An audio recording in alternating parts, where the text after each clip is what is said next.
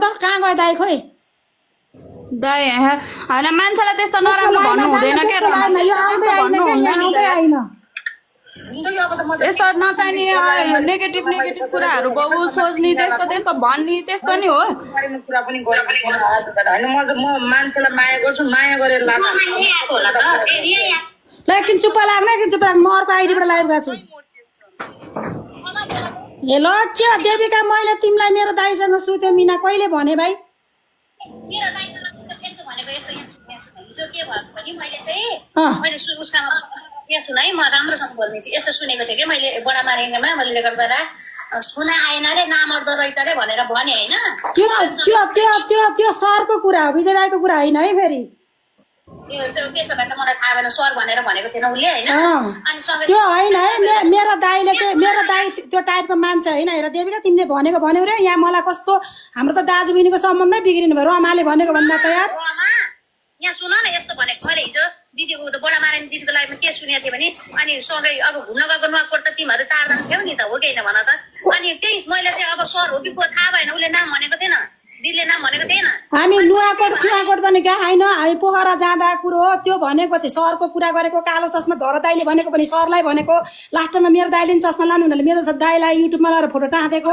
अनि मेरो दाइले चाहिँ ब्याङ्कको कामले यहाँ सुन मेरो दाइले ब्याङ्कको कामले गर्दा सपोर्ट गरेको मैले मेरो दाइ मैले तिमीलाई अहिलेसम्म कहीँ पनि तिमीसँग मेरो पर्सनलमा कुरा भएन मिना दिदी जोडिसक्यो गर्न तिमीलाई थाहा छ अनि यो नचाहिने कुरा गर्यौ रे हेर मलाई यो त दाजु र बहिनीको झगडा त रमाले भन्यो यहाँ कस्तो कमेन्ट कुदा छ त 4 दिन भयो रे भाउजूले केस हालेर चौकी लगेको रे कस्तो नराम्रो बनाएको छ नि यार त्यो चाहिँ भनेको छैन है 4 दिन लरे केस रमा यो कतिको कुरा नसुन यहाँ सुन यसो भनेको यसो यहाँ सुन पहिला कुरा सुन न तिमी के रे बडा महाराजले सबै सुताको रे के रे नामर्दो रहेछ रे छुन आएन भनेको कुरा हिजो रेकर्ड गरेर त्यो त सरलाई भने हो के त्यो सरलाई भनेको दाइलाई होइन यार मैले अर्को कुरा थाहा छैन नि त यहाँ सुन अनि अर्को कुरा अनि अहिले यहाँ खुसी आएर त्यही सबैलाई नङ्ग्याउन लागिस् अब रमालाई नङ्ग्याइस् अनि बडामालाई नङ्ग्याइस् त्यही भनेको मैले अब अर्को त सर हो कि को थाहा भएन विजयलाई चाहिँ मैले हिजो किन बोलाएको भने कुमारले चेक रिटर्न अर्को ल्याइसक्यो है कागज गरेर ओडामा गएर छाप्ला गरेर कागज अर्को बकाइदा साइन चेक हरायो भनेर चेक ल्याइसकेको चेक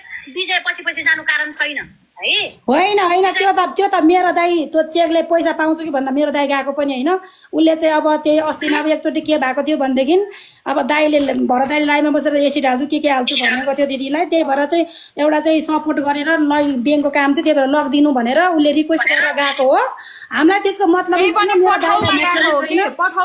पठाउमा त उसले पैसा तिरेर गएको हो नि त पैसा तिरेर किन पठाउ गर्न पाइदैन त्यो गरेर गएको हो मेरो दाइलाई यो मतलब छैन त्यो तिमीहरूको कारोबार तिमीहरू मिलाओ यही कुरा के भनेर आएको म झरे है होइन यहाँ मैले भन्न खोजेको के भन्न लागेको मैले बिर्सेँ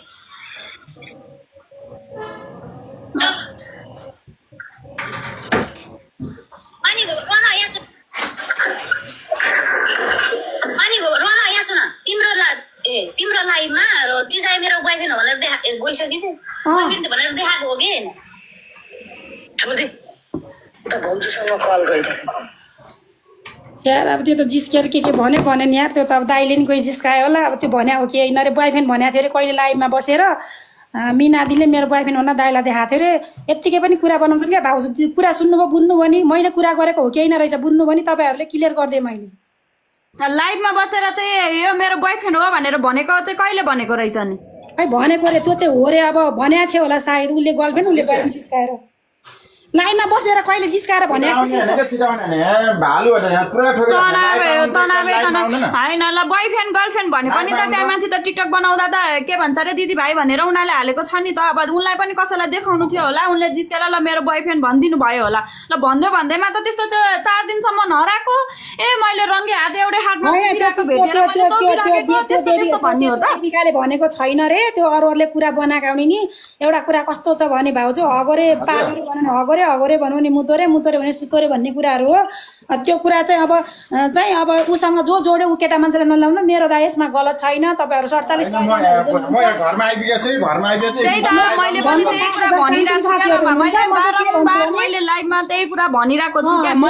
मेरो दाइ चाहिँ गलत छैन मेरो दाइले गलतको कारण नि होइन र अर्को कुरा चेककै कुरा पनि उसले हेल्प मागेको र हेल्प दिएको हो अब मेरो दाइसँग उसको केही कुरो पनि छैन मेरो दाइ अब तपाईँले देख्न पनि हुन्न उसको साथमा भेट्दैन मेरो दाइले सिद्धिसक्यो तर अब नराम्रो चाहिँ तपाईँहरूले नराम्रो खालको चाहिँ त्यो नगराइदिनु होला।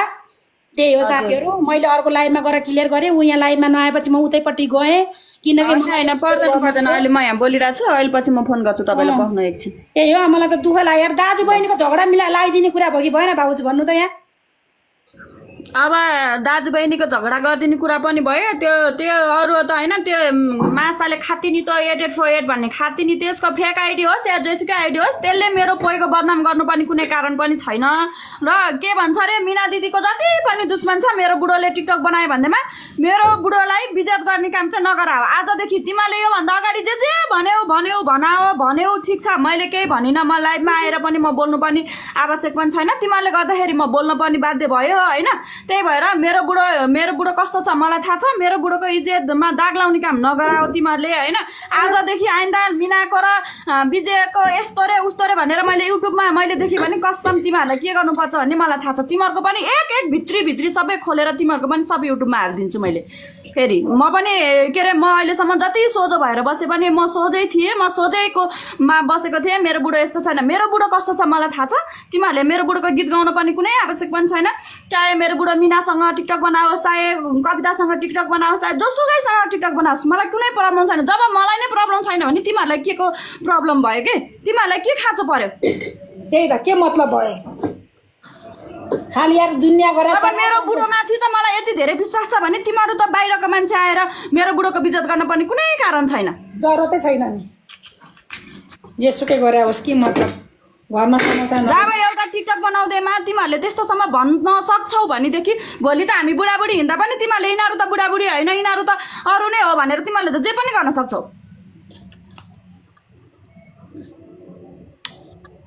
मलाई त यति धेरै तनाव त कसम मलाई त्यो के अरे ठिक छ मैले रङ्गे हात पक्रेर लगेको रे भन्दासम्म पनि यो कुरा गलत बुझेको रहेछ। उसले पनि गलत बुझेर बोल्नु हुँदैन थियो। उसले बोल्ने भनेको कहिले पनि कुरा बुझेर बोल्दैन। त्यो देविकाले कुरा नबुझी उसले जे पनि बोल्छ। अब कसलाई भने कुरो कसलाई लगेर जोड दियो, लास्टमा लगेर दाइलाई जोड दिएको कुरा चाहिँ यो रहेछ। अनि बडा महारानीले भन्यो भनेर चाहिँ बडा महारानीले कहिले पनि विजय दाइको विषयमा नराम्रो बोलेको पनि छैन, बोल्दा पनि बोल्दैन। अझ मलाई होइन यस्तो रमा दाइ लाइफ बस्दा तपाईँले नि हेर्नु भएको छ होला होइन। कतिले अर्को कुरा चाहिँ म के भन्छु भने दाइ मेरो दाइ हो, मेरो दाइको इज्जत भनेको मेरो इज्जत हो। त्यही भएर मेरो दाइ गलत पनि छैन साथीहरू। तर मेरो दाइलाई गलत चाहिँ नबनाइदिनुहोस् त्यति भन्छु म। मेरो दाइले हिजोको दिनमा सपोर्ट गरेको पनि कारण मैले खुलाइसकेँ। अहिले गरेको पनि छैन। हिजोको दिनमा अब एसिड हालिदिन्छु मारिदिन्छु भन्ने खालको धम्कीहरू थियो एक किसिमको। अब त्यो देखावटी बनावटी धेरै किसिमका धम्की हुँदो रहेछन्। अब यो खेलाडीहरूको भिडमा हामी चाहिँ अन्जान छौँ हेर्नु। यो कारणले गर्दा दाइलाई मैले सपोर्ट गर्नु न त, यस्तो यस्तो ठाउँमा लगिदिनु दाइ भनेर भनेको कारणले पनि दाइ नजिक भएको हो। अब मेरो दाइ यसरी नजिक हुँदा पनि हुँदैन, यो यथावत कुराहरूमा नजोड दिया हो। त्यही भन्छु कहिले गलत पनि थिएन र छँदा पनि छैन। तिमीहरूले गलत बनाएर गलत पनि हुँदैन। तिमीहरूले 4 दिनसम्म बाहिर हिँडेको भनेका छौ। अब भाउजूलाई थाहा हुन्छ 4 दिन हिँड्यो कि 5 दिन हिँड्यो कि 6 दिन हिँड्यो कि कहाँ गयो के गर्यो भन्ने कुरो भाउजूलाई थाहा हुने कुरा हो। यो तिमीहरू चाहिँ खाली रमाइलो चाहिँ नगरिदेऊ है टिकटकमा। यही भन्छु भाइ, यही हो। ल भाउजू भयो, टेन्सन नलिने। यस्तै हो भाइ, यस्तै छन् मान्छेहरू, के गर्नु। डोनासिस बोल्नु न यार। यो देवी केले हिजो हामीले कुरा गर्दै बसेको थियो, त्यही कुराको बुट्टा जोड्दै रहेछ त। बुझिहाल्नु भने साथीहरू थाहा भइसक्यो होइन। हिजो हामीले कुरा गरेको हो नानाको लाइभमा, नानाले भन्नै भएको हो तर नाम लिनु भएको थिएन, सही नै हो। तर हामीले भित्र बुझेको छौँ, तपाईँहरूले बुझ्नु भएको छैन। त्यही भएर विजय दाइ के मलाई त कस्तो भयो अरू कुरा भन्दा नि साथीहरू। मलाई चाहिँ सुन्नु न, मलाई चाहिँ कस्तो भयो भन्नुहुन्छ भने के जाति बडा महाराजले कहिले त्यो कुरा गरेको थिएन। कहाँको कुरा लगेर कसको कुरा लगेर कसमा लगेर जोड दिए यिनीहरूले। अब त्यहाँनिर दाइ अनि फेरि अर्को कुरा पर्सनलमा देविकासँग मेरो पुरै भएको छैन। हिजो म लाइभमा चार्दै जाँदाखेरि उसको गेस्टमा गएँ, यही नै सबैभन्दा ठुलो गल्ती भयो। मैले आज साथीहरूलाई भनेको थिएँ म उसको लाइभमा जाँदिनँ, तर म बाध्य भएँ। अहिले तपाईँहरूकै कारणले गर्दा म जान बाध्य भएँ। म गएर सोधेर क्लियर गरेँ। दाइ भाउजूलाई यति कुरा मैले सुनाएँ होइन। अब यो कुरा के हो त भन्दाखेरि उसले अर्काको कुरो अर्कोको नाम जोडिदिएको रहेछ। अलिक कुरा बुझेर बोल्दा बेटर हुन्थ्यो। बोल्न पाएपछि जे पनि बोल्छ नि यो टिकटकमा, कति कुराहरू बोल्न मिल्छ कति मिल्दैन क्या। हजुर मलाई मोड दिनु भएको छ, केही गर्न मिल्दैन। त्यो आबेहरूलाई तान्नु न, अघिदेखि भनेको मैले केही पनि गर्न मिल्दैन। मैले होइन त माया, मैले नि मिलिरहेन क्या। आब्या आब्या ल ताने ल नतानेको भाइ रोइला हुन्छ भनेर के भनेको हो रे तर भनेको उसले नबुझेर भने अरे यता सुन्नु त हजुर म अहिले आज दिनैभरि लाइभ हेरिरहेको छु होइन अघि भरतले उहाँ कुमारलाई पैसा 3 लाख रुपियाँ लियो भनेर मेरो 3 लाख रुपियाँ तिर खाते भनेर के भनेको चलिरहेको छ नि त उनीहरूको काण्ड अनि त्यसपछि अनि भरतलाई जोइन गरा भनेर मङ्गलाकोमा जोइन गराए क्या अनि जोइन गराउँदाखेरिमा भनेको हो विजय दाईको नाम लिएको हो के अरे विजय दाईको नाम विजयसँग नि हिँड्यौ तेरो भैँसी गतिलो छ भनेर फोर बोलेर भनेको हो क्लियर भइसक्यो आबे यो कुरा त्यो जहाँ उसले त्यसले हिजो नबुझेर भनेको क्या हामीले नाम नलिई कुरा गरेको थियौँ यो कुरा क्लियर भयो आज भनिराखेछ अघि हामीले यो कुरा गरेको अनि त्यसले चाहिँ आज त्यसको त्यसलाई भनेको यो कुरा चाहिँ उयो नभएको हो के कुरा नबुझेर भनेको त्यसले पनि कुरा चाहिँ गर्दो रहेछ तर कुरै नबुझिकन कुरा गर्दो रहेछ अनि यसो पनि भनेको छ त रमासँग मेरो कुरा हुन्छ रमासँग बडा महारानीसँग मेरो कुरा भएको थियो त गतिले छेस र भने तपाईहरुको नाम त्यो नचाहिने कुरा चाहिँ त्यो देविकाले गर्न मिल्दैन है त्यस्तो कुरा मैले अघि सोधे नि महारानीको हुन्छ कि हुँदैन त्यो मलाई थाहा छैन मेरो चाहिँ हुँदैन जहाँसम्म महारानीको कुरा हुन्छ भने महारानीले हामीलाई सेयर गर्छ महारानीको कुरा हुँदैन महारानीको गेस्टमा 2-4 चोटि गएको छ उ अहिले मैले उसलाई मेरो गेस्टमा बोलाएको नआएपछि म उसको गेस्टमा गएको हुँ म जाँदिनँ भनेर तपाईहरुलाई वचन दिएको थिएँ म जान बाध्य भएँ के कारणले भयो त्यो तपाईहरुलाई थाहा छ म उसको लाइभमा नि जाँदैन उसँग मेरो पर्सनलमा कहिले कुरा हुँदा पनि हुँदैन न आउने दिनमा हुन्छ न विगतमा भयो के अरे यस्तो उनीहरूले उसले त गतिलो भइरहे त उनीहरूको बाजाबाज भयो त गतिलो भएर तैँले रमा र बडा महारानीलाई पनि पछारेर छोडिस् त गतिलो हुन पर्यो नि सबै थाहा छ मलाई बडा महारानी र रमाले मलाई भनेको हो भने सबै भनेको छ क्या उसले पुरै पटट अब उसले आवेशमा आएर भनेको जे पनि बोल्छ भाइ जे पनि बोले ल अहिले मैले सोधे त लाइनमा सुन्नु भयो नि तपाईहरुले उसले त छिनमै कुरा लगाउ उसले त छिनमै कुरा गर्छ के अब मैले के गर्ने उसले जे बोल्यो त्यही हो त होइन नि रेकर्ड त मसँग नि छैन हैन मैले पनि सुने मैले चाहिँ सुनेको हो किनभने मैले उसको उनीहरुको लाइभ हेरेको छु के बोल्ने के नबोल्ने थाहा छैन रिस उठो भन्दैमा मान्छेलाई कति हदसम्म बोल्ने कति कुरा बोल्दाखेरि असर पर्छ